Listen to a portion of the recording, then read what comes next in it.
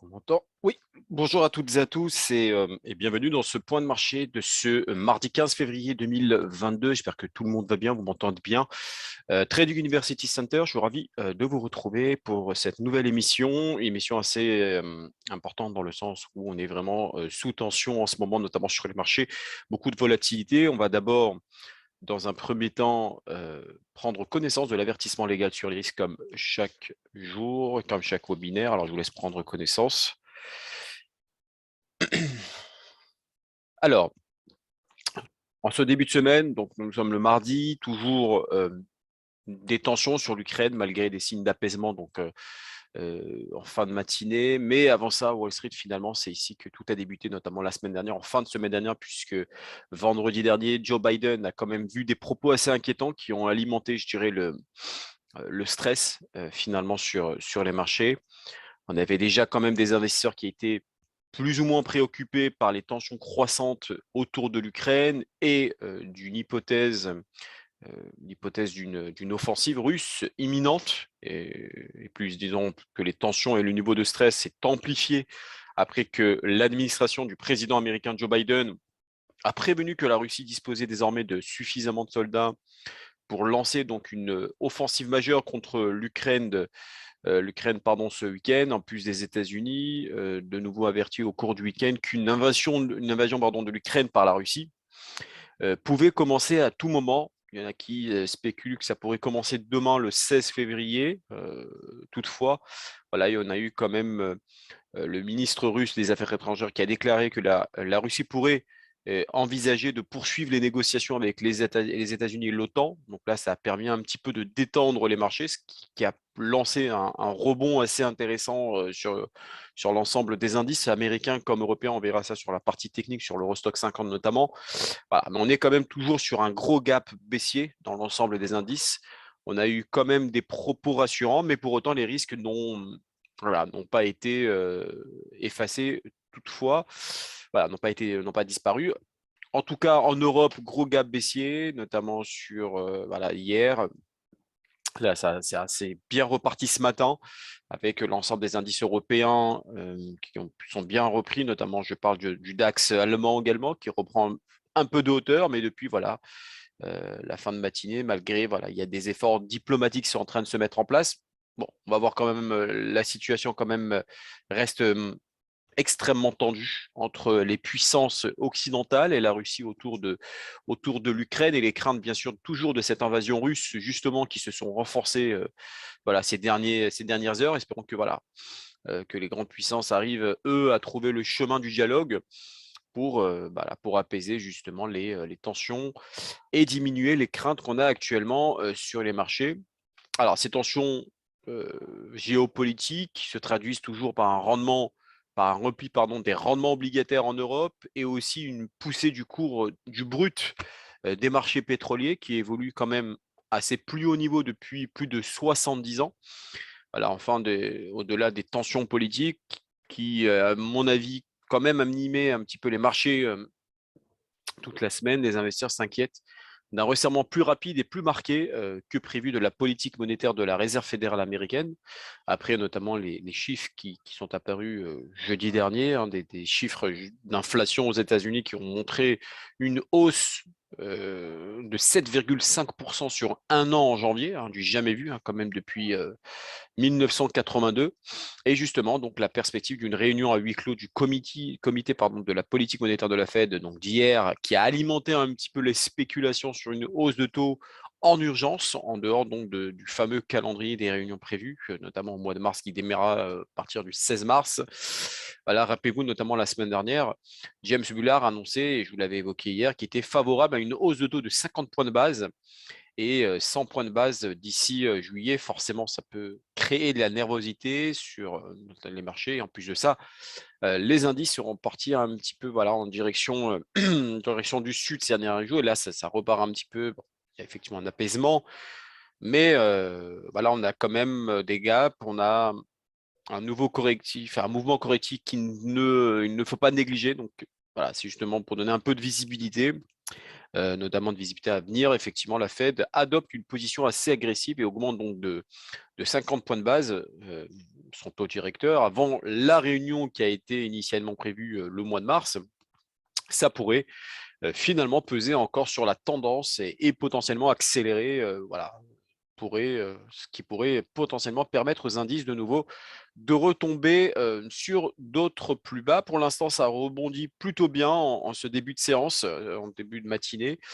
Voilà, entre ces tensions, entre le mouvement de la Fed et les tensions sur l'Ukraine, on a effectivement un beau cocktail, même si on a toujours ces signes d'apaisement. Bon, on reste quand même sur des indices toujours sur pression, des indices américains et européens toujours sur pression. Et bien évidemment, on a le compte rendu de la Fed qui a donné un peu de visibilité aux investisseurs hier pour savoir si finalement c'est une grosse frayeur et que les indices ont fait un point bas. Et donc là, on repart de plus belle puisqu'on est bien reparti entre hier et avant le Nasdaq de coloration technologique qui est bien reparti. Voilà, des mouvements de correction qui sont peut-être plus ou moins en phase de pause et ça pourrait repartir pour les prochaines séances. Au niveau macro, j'aimerais vous montrer deux graphiques que j'avais regardés hier. Donc là, c'était ce qu'on appelle le Fear Index, le Fear Index du DAX. C'est tout simplement le VIX, hein, l'indice de volatilité. Il y en a qui l'appellent l'indice de la peur. Pour ça, très clairement, on voit que le VIX est de nouveau accéléré. Hein, je ne sais pas si vous avez à bien voir, puisque là, sur le côté graphique, on est à 30,879 sur des niveaux assez élevés, ce qui montre quand même des craintes, les inquiétudes qu'il y a actuellement sur les marchés. Actuellement, sur l'ensemble des indices, on se trouve sur une zone clé, une zone hebdomadaire, une zone majeure, que ce soit sur l'indice allemand, le Germany 40, vous avez le FR 40 également, le CAC 40, l'indice parisien. Donc effectivement, si le VIX dans les prochains jours, on retombe, alors tout porte à croire que cette zone pourrait tenir et qu'on s'est fait voilà, une grosse frayeur et que les indices pourraient finalement reprendre voilà, un nouveau chemin un peu de hauteur, je dirais.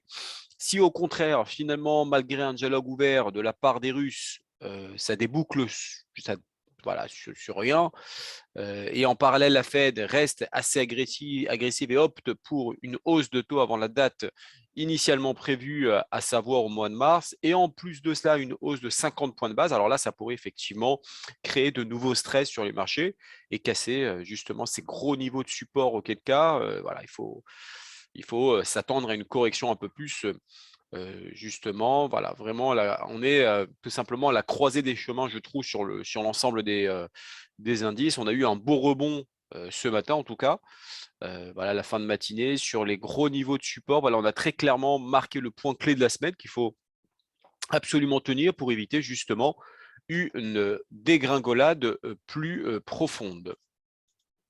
Ici, vous avez la capitalisation boursière mondiale qui commence voilà, tout doucement à céder du terrain. Très clairement, on avait simplement une très très belle dynamique haussière, comme on peut le constater ici. Puis on a commencé un petit peu à s'essouffler.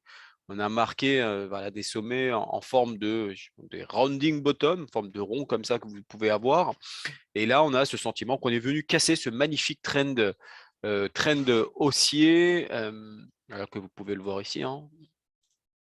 Pardon. Alors ici, vous avez un trend haussier. On a une forme de pullback sur ce trend haussier.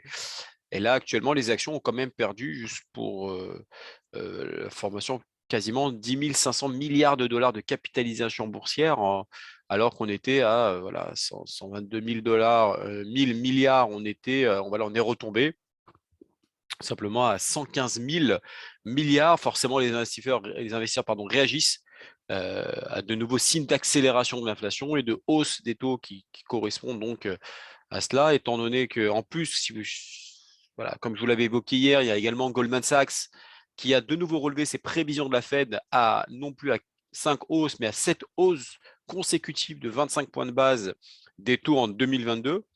Alors là, actuellement, on est sur une capitalisation boursière à 115 000 milliards de dollars, ce qui représente quand même aujourd'hui toujours 136% du PIB mondial. Mais il ne faudrait, voilà, il faudrait pas, pour moi, enfin, je pense qu'on est sur un niveau clé. Hein, ces dernières séances, même ce matin, on a quand même chuté un peu.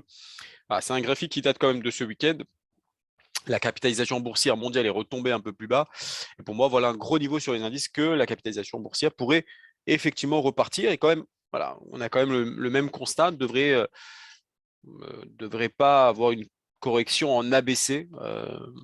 Donc, sinon, forcément, on pourrait avoir une nouvelle jambe de baisse et un mouvement correctif, voilà, non plus de ce calibre-là, mais beaucoup plus puissant. Et donc là, vraiment une semaine clé, je trouve, pour les indices. On a quand même des points bas sur les indices européens, mais il faut tenir encore ces niveaux et s'assurer qu'on ait un apaisement autour de l'Ukraine, un dialogue diplomatique entre voilà, les différentes puissances pour justement éviter une guerre ou une invasion imminente par la Russie, ce qui pourrait créer très clairement des turbulences et des prises de bénéfices sur l'ensemble des marchés. Voilà, donc à la recherche de cette issue diplomatique, voilà, il faut savoir que aujourd'hui, on a, excepté sa partie macroéconomique, il y a quelques résultats d'entreprises qui sont particulièrement surveillés aujourd'hui dans le contexte actuel d'une attaque militaire de la Russie, des éventuelles sanctions également. Le marché cherche à mieux comprendre comment elles vont gérer un petit peu cette inflation élevée. Et parmi les principales publications d'entreprises cette semaine, figurent notamment celles de Walmart, Nestlé et Airbnb. Au niveau de l'inflation, les investisseurs surveilleront aujourd'hui l'indice des prix à la production aux États-Unis cet après-midi. Les prix à la production qui auront lieu donc à 14h30 du mois de janvier. En zone euro, vous avez effectivement le PIB du quatrième trimestre, la balance commerciale de décembre. Voilà, le PIB qui est ressorti négatif au Japon. L'indice ZOO également à 11h en Allemagne, qui est attendu aussi. La présidente de la Banque centrale, Christine Lagarde, a répété notamment hier que l'inflation en zone euro devrait rester élevée à court terme, mais ça devrait s'atténuer dans le courant de l'année 2022. Au niveau énergétique, les cours du pétrole se replient ce matin en raison d'une possible correction technique après l'atteinte la veille de leur plus haut niveau depuis 2014.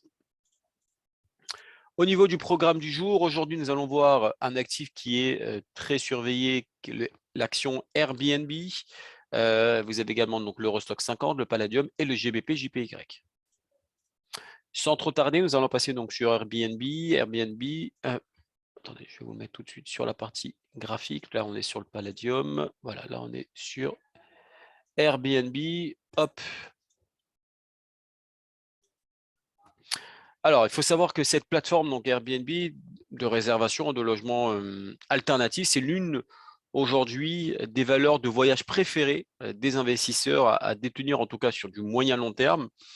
Voilà, les actions sont parfaitement positionnées pour bénéficier de la demande de voyage, les consommateurs étant plus que prêts à faire leur bagage et bien sûr à vagabonder librement. En tout cas, le marché continue de sous-estimer un petit peu l'avantage de la marque de cette société, voilà, qui est quand même une société assez intéressante. En tout cas, selon les analyses de Bloomberg, les réservations d'Airbnb pourraient dépasser les attentes des analystes de 2 à 4 milliards de dollars, soit 3 à 7% en 2022, parce qu'ils pensent que effectivement le trafic direct inégalé sur le site et sa supériorité vis-à-vis bien sûr des clients réguliers lui permettront bien sûr d'augmenter ses bénéfices en réduisant les dépenses de marketing.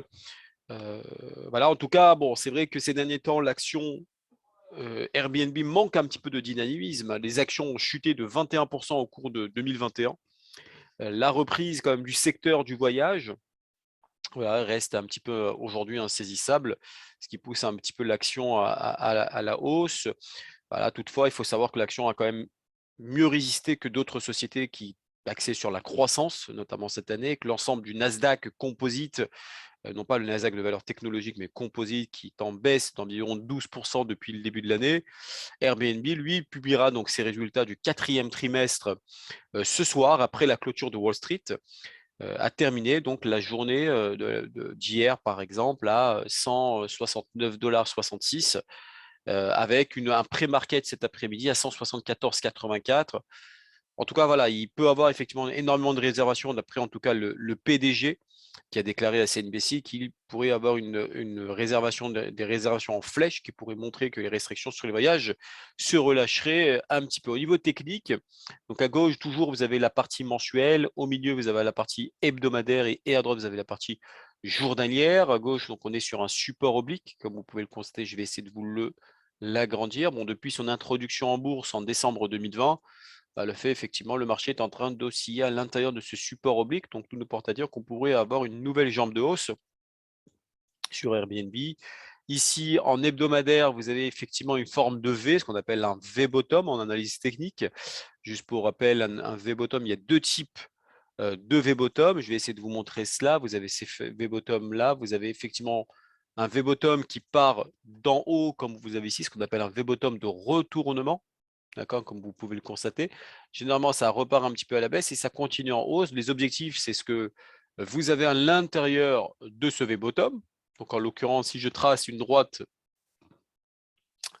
à l'intérieur de ce V, ben, j'ai un peu ça. Hein, et ça pourrait vous donner un objectif intéressant sur sur l'action Airbnb, ce qui pourrait faire sur du moyen long terme un objectif aux alentours des 196 voire les 200 dollars. L'action, bon là on est à 169, ça ouvrira à 174,84. Donc on a une jolie figure chartiste. En journalier, on le voit, hein, on le voit le journalier, on a le V-bottom ici, on a une forme de pullback là. La Tenkan-sen est plate pour le moment, à savoir que cette oblique a été cassée. Ici, vous voyez, donc cette oblique a été cassée. Donc généralement, on a une oblique et une résistance ici, une résistance journalière. On a même un canal baissier qui a été franchi lorsqu'un canal est cassé. Alors, on va essayer de regarder ça ensemble. Hop. Ouais, vous avez un canal. Et généralement, lorsque vous avez un canal baissier, vous reportez à l'intérieur de ce canal la distance entre le point, le support oblique et la résistance oblique, et vous allez pouvoir déterminer l'objectif d'Airbnb grâce à ça. Faites un copier-coller. Déjà sur du court terme, on peut les chercher un petit peu moins aux alentours des 190. Voilà, donc une action qui est quand même à surveiller.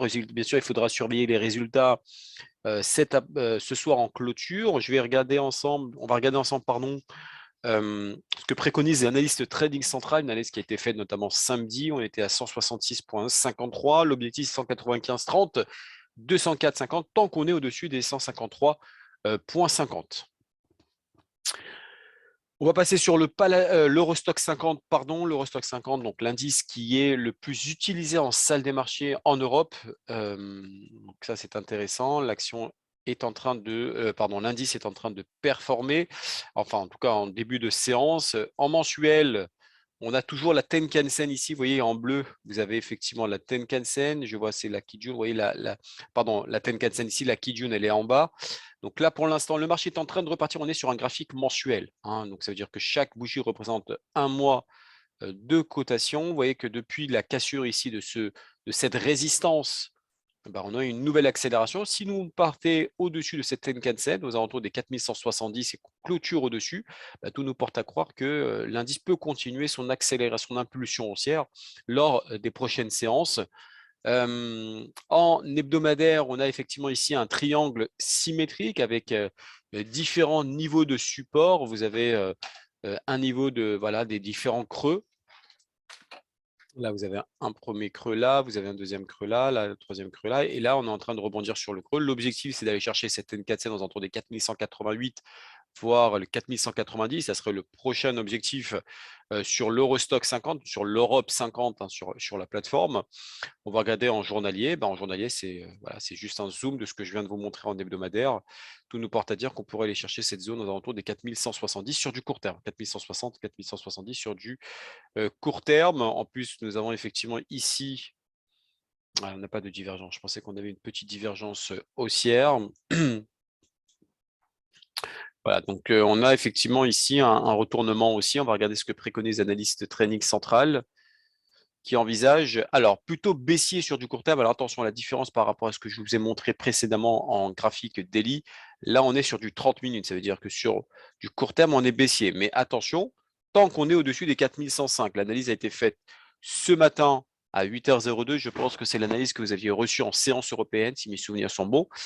Donc, on est baissier tant qu'on est en dessous des 4105. Maintenant, si le marché passe au-dessus, effectivement, c'est le cas, puisque l'indice est actuellement à 4130, on n'avance pas. Donc, l'objectif, c'est les 4000. Donc, l'objectif, c'est, étant donné que c'est cassé à 4105, donc l'objectif, c'est d'aller chercher non pas les 3995, mais les 4158, voire les 4192. Donc, si vous êtes sur cette opération, bah, je vous recommanderais bien évidemment de pouvoir prendre le scénario alternatif qui est d'acheter à hauteur de 4105. Donc là, c'est atteint. Donc, l'objectif, c'est 4158, voire les 4192. On va regarder ensemble le Palladium. Palladium qui est un actif qui est extrêmement intéressant et que je recommande avec bien sûr l'ensemble des matières premières. Là, vous avez en graphique mensuel. On en a parlé plusieurs fois. La divergence baissière ici, bah, elle a été confirmée puisque vous voyez ici les pics de plus en plus haut alors que là, les pics de plus en plus bas et généralement l'indice on suit toujours l'indicateur qui nous donne une divergence baissière. Là, effectivement, on fait un petit pullback sur la Tenkan-sen à Kijun, mais tout nous porte à croire qu'on pourrait avoir une troisième bougie ici, verte. Donc là, on est en mensuel, donc la bougie n'est pas terminée, puisqu'il reste encore 13 jours, hein, comme vous voyez sur l'axe des ordonnées, qu'on peut aller chercher encore plus haut sur le Palladium. Il y a encore de la marge. Alors pourquoi le marché consolide un petit peu et retrace légèrement? C'est parce qu'on a effectivement ici en hebdomadaire une résistance oblique. Donc c'est normal que le marché commence un petit peu à corriger. Cependant, et c'est ça qui est intéressant, on n'est pas suracheté. Ici, on n'est pas suracheté. On a eu une divergence haussière ici, puisque les creux sont de plus en plus bas et les creux ici sont de plus en plus hauts, ce qui a poussé le palladium aussi à la hausse. Mais effectivement, si on franchissait cette résistance oblique, tout nous porte à dire que le palladium pourrait de nouveau accélérer et aller chercher d'autres résistances, par exemple la résistance aux alentours des 2500, voire la zone des 2700. Voilà, des niveaux assez intéressants à laquelle il est judicieux de travailler. Voilà, en zoom, donc si vous regardez en journalier, pardon, en journalier, bah, là, on est un petit peu suracheté, donc ça corrige un petit peu.